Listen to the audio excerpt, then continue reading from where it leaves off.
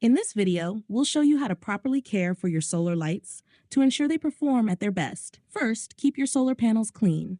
Dust and dirt can block sunlight and reduce efficiency. Use a soft cloth or brush to clean the panels regularly. Next, check the battery connections. Open the battery compartment by locating and removing the cover. Ensure all connections are tight and clean any dirt with a dry cloth. Adjust the angle of your solar light to maximize sunlight exposure. Tilt or rotate the light to face the sun directly, especially during peak hours, to keep it fully charged. Ensure the solar light is placed in full sunlight.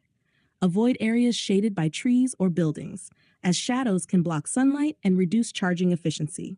Ideal placements are open areas with direct sun exposure. Finally, inspect your solar light regularly for any damage or loose parts. A quick inspection helps maintain optimal performance. Thank you for watching.